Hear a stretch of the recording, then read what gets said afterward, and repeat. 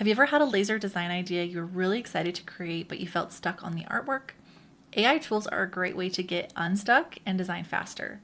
Today I'm going to walk you through exactly how to use Adobe Firefly to generate images step by step. Sometimes creating artwork for laser-ready designs can feel a little overwhelming, especially if you're like me and you don't consider yourself a great artist. Adobe Firefly is one of my favorite AI art tools to use.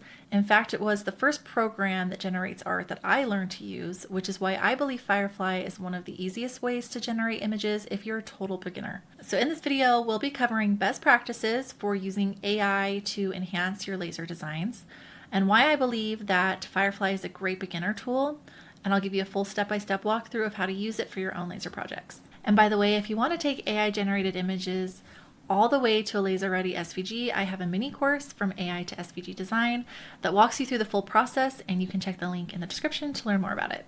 So before we start generating images, let's talk best practices to get the best results for laser cutting. If the AI program you're using allows for reference images, which Firefly does, and we'll get to that in just a second, make sure that you're using an image that's completely free to use. So I like to use Pixabay or Upsplash for clean, simple images, and I'll walk you through that here in a second, but the most important part is making sure that you have an image that's royalty free. The next have clean lines, very minimal detail or shading. Think vector-like, not super detailed or painterly. And then save your keywords. So create a Google Doc or a note file or some type of system that you can keep track and store all of your keywords that work well, and then tweak them as you go. In my mini course, I've actually created a Notion system that is a database and a catalog for you to store all of your prompts and keywords and anything else related to AI that you want to keep a record of. Another thing to know is that AI isn't perfect. You will need to tweak your designs. Think of AI as an assistant that gives you a starting point. Add your human touch, remix elements, and if you really want to make your design sellable, I always suggest adding a function to the artwork, like turning it into a fridge magnet frame or a baby name plaque. Another thing that you'll hear me say a lot on my channel is to skip the auto SVG converters. The only time that I recommend using an SVG converter is for personal use. If you want to turn around and sell your designs, I don't recommend using an AI generated image as is or running it through an SVG converter. AI should inspire your designs and not replace your creativity, so it's always best to finalize the designs in your software and truly make it your own. So in the last video, I shared that DALL-E is my preferred program to use. Out of the experiment that we did using 3 different programs and 1 prompt, I found that DALL-E better represented what it was I was trying to achieve in my image generation. But if you don't want to add another subscription to your list, or if you're looking for something that's budget friendly, Adobe Firefly is a great AI tool for laser creations, especially if you're new to AI art. Adobe Firefly really is super beginner friendly, and it focuses more on settings and controls rather than forcing you to type out the perfect prompt. So that means that you can adjust styles and details and references with sliders and the click of a button versus just hoping for the best with your prompt. Especially if you saw part 2 of this series, you saw that the results that we got from the prompt really weren't that great in Adobe Firefly. Another thing to know about Adobe Firefly is that reference images make a huge difference. Unlike some AI tools that create images solely based on your prompt, Firefly actually lets you upload a reference image to guide the AI towards your style and composition. This is great if you're an artist and you want to have it try and mimic your style. You can just upload an image of your artwork into Firefly and it will do its best to mimic your style. Another thing that really makes Adobe Firefly so great is if you're already subscribed to Adobe, chances are you probably already have access to Adobe Firefly at no extra cost. And if you're not subscribed to Adobe and it's something that you're interested in, it's still an affordable option compared to some of the other tools out there. It's about $10 a month and you get 2,000 credits. And I believe that that includes video and images. And you can think of credits as being 1 credit for every image that it generates. There are a few other things that will consume credits, but for the most part, if you're just generating images, then it's just going to use 1 credit. All right, so let's jump into Firefly and I'll walk you through exactly how to generate an image step by step. So the first thing you want to do is go to firefly.adobe.com and it will bring you to this page. And you can either start by typing in your prompt here in this box, or you can click text to image and it will take you to this page, which is where we're going to mainly be working anyways. So I'm going to use the exact same prompt that I used in part 2 of this design series because I want to see if we can get some better results. Those results that we got were kind of sad. They weren't great. So let's see if we can make some adjustments in Adobe Firefly with all of the many options that they give us and see if we can generate something that's even better using the same prompt. So I'm going to come down here to the prompt box and just paste that in. And I'll just click generate and we'll see what it gives us before we make any tweaking. Okay, so very similar to what we got in the second video, and it's just a little too detailed. So I think one of the first things that I would do in this situation before I go through tweaking settings is I would get a reference image and I would upload that, generate another image, and then start making some more tweaks from there. So in order to use a reference image, I can either use some of my own artwork. I don't really have a ton of artwork that I can use because I don't really spend my time making art. But like I mentioned earlier, you can use royalty-free images from Unsplash or Pixabay. So I'll show you those really quick. This one is Unsplash. When you come here, you can go to illustrations and you can just search through these and see if there's any illustration that resonates with you. Now, just because I know someone will probably point this out, well, aren't you copying another artist?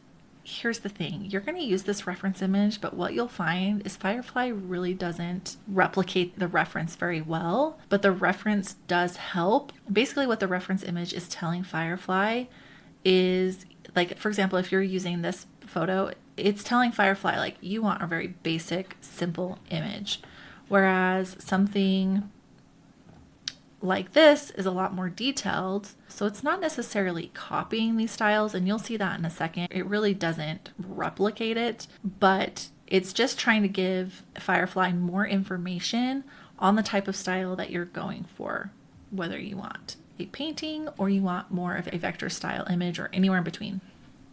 So you can just scroll through here, or you can go to Pixabay and do the same thing.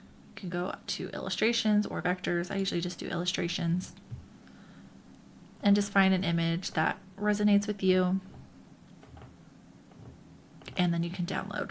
I kind of like this one. Let's do this flower and see. This might be a little too detailed, but I'm just curious how well it'll work. So I'll click download, and then let's go back to Adobe Firefly.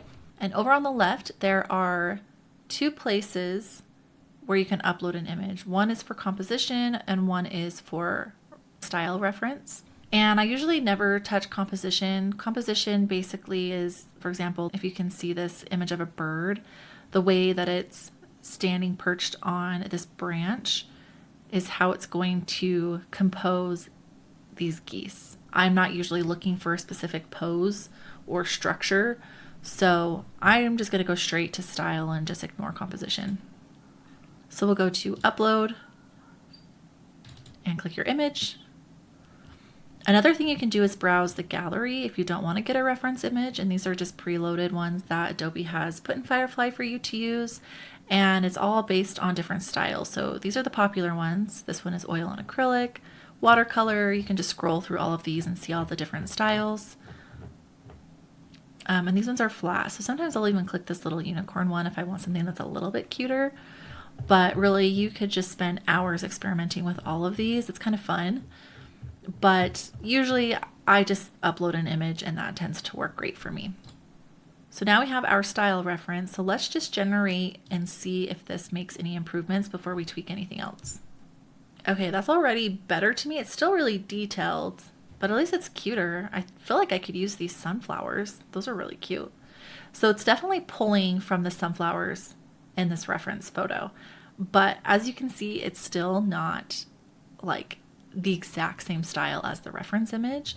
Now you can tweak the visual intensity and the strength if you want, and just kind of play around with how intense the detail is versus not. So this is a lot more simplified, and it's also not, I don't know what's going on with these geese. They're like floating in the sky. So I usually just keep it in the middle because it just tends to get a little crazy if we play around with that too much. So my next go-to would be coming to effects and clicking all. Now there's a million you can choose from, and you can select as many as you want. Some of my go-tos are cartoon, flat design, digital art, graphic, vector look, doodle drawing. Sometimes even playing around with watercolor is kind of fun. I don't think I'm going to do it for this example.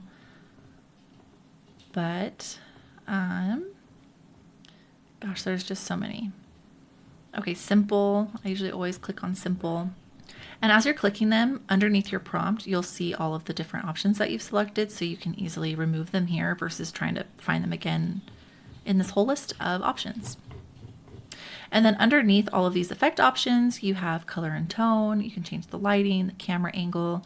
Camera angle is kind of fun because you can have it shoot from above. So I'll just click that and show you, see if it will do it for me.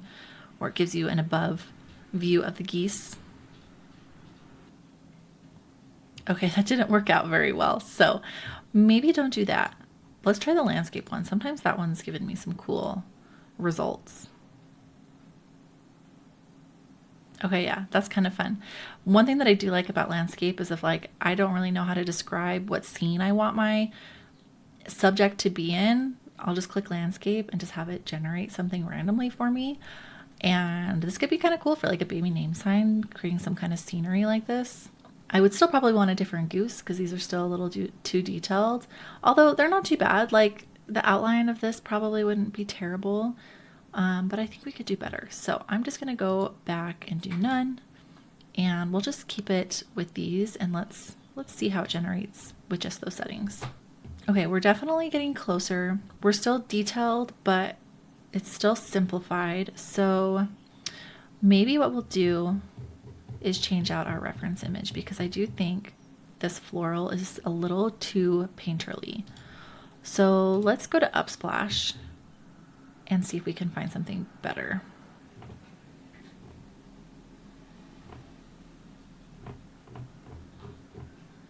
Let's try this apple.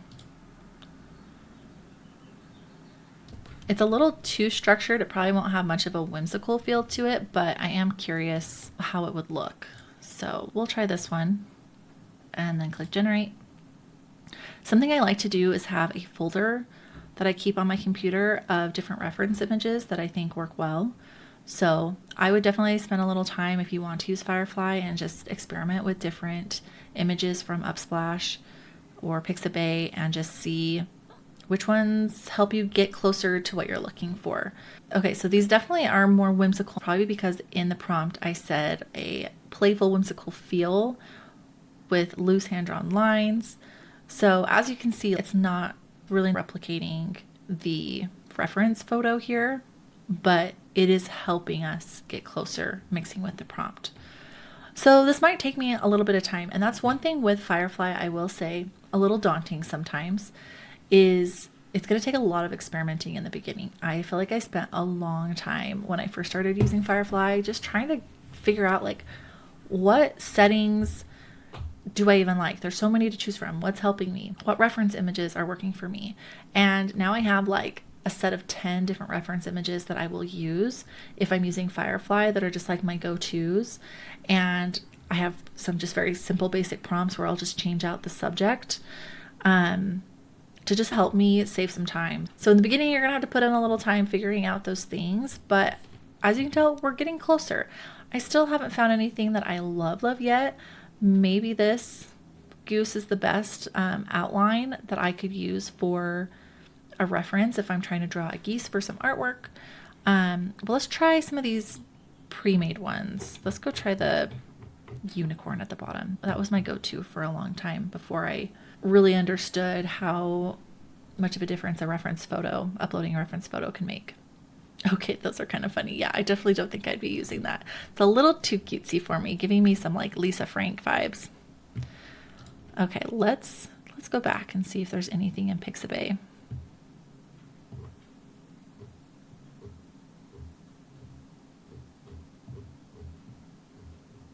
Let's try this ice cream cone. I feel like that one's kind of cute. It might give us something. We'll just try this and have this one be our last example. And we'll generate. Oops. Okay, those are a lot cuter. I feel like we're definitely getting closer. The next thing I would do is start messing around with your prompt. Let's see if we can do vector-like, simplified. Did I already put minimal detail? No. Okay, let's do minimal detail and see if that makes any improvements.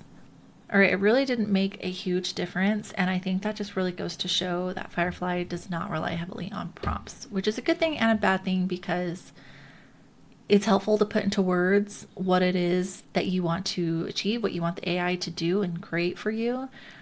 But also, I know that there's a lot of stress and overwhelm in creating prompts and knowing what to say. So my best advice with Adobe Firefly is to use a reference image and to experiment. Get a basic prompt and then just start tweaking with the settings. But I'd say what we've achieved here with these purple background geese aren't perfect, but I think they're a good starting point, which is what AI is for anyways. You don't always want to use AI as it is, because sometimes it can very much give off the vibe that it's AI. But this is a great starting point. So I hope that this helps kind of give you an idea on how to use Adobe Firefly. Especially as an Adobe subscriber, you already have easy access to this program. And while it can be tricky to use, it is also very beginner friendly because you're not relying so much on prompting. You can just start tweaking with the settings. And honestly, getting familiar with all of these different settings are helpful for other programs like DALL-E and Midjourney, because you can get an idea of the different styles, the different type of effects. You can use those in keywords for other prompts in other programs. So while Firefly isn't perfect, I definitely think it is worth your time getting familiar with it, because the more that you practice, the greater skill you're going to have, and using AI truly is a skill. Now, when you do find an image that you like, that you want to use, if you hover over the images, you'll see this download button. You can also star it and save it to your favorites to refer to later. What I'll typically do is just have folders. I have like an AI dedicated folder in Dropbox, and I'll just save them based on subject. And I'll just keep images that I might want to use on there so that I can easily look through those versus needing to get back on Firefly and look through all my favorites. Another thing you can do is hover over the image and click edit, and you can use these images to create a design. You can add text, shapes and graphics, create a social post. Basically, it would be using Adobe Express, or you can use this as a style reference or a composition reference. You can make some edits to the image itself. So kind of cool. So if there is an image that you like, and you're like, oh, I really like this goose, you could use it as a style reference, and it will just automatically apply that over here. Let's see if it actually gives us similar looking geese or if it's different. Okay, so that's interesting. Even though we've already generated very similar looking geese, even just using this as a reference photo, it's now giving us different looking geese. Actually, I think they're better than these ones personally. So really, you could just spend hours. So there you have it, a very simple step-by-step guide to using Adobe Firefly for your design inspiration. And if you want to take this even further and learn some of my very favorite AI tools and resources to make this process even better, check out my mini course From AI to SVG Design. The link is in the description to learn more. Now, I'd love to hear from you. What kind of laser designs would you use AI to help you create? Let me know in the comments. And make sure not to miss the next video, because we'll be diving into DALL-E, which is my personal favorite program. We'll generate images that we'll vectorize in our design software, and then we'll use them to create a very simple laser project. So I will see you in part 3 of my AI laser design series.